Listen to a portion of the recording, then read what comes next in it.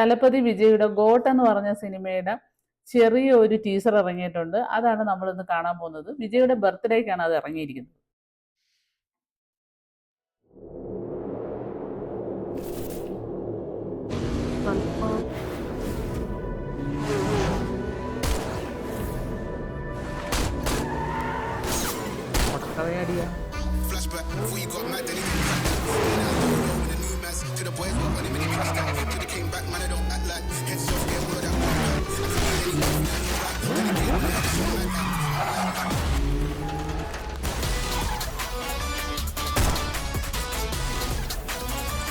ഇതിന്റെ ബാക്ക്ഗ്രൗണ്ട് വന്ന് വിദേശ രാജ്യം പോലെ ഇരിക്കും. ബാക്ക്ഗ്രൗണ്ട് കണ്ടാൽ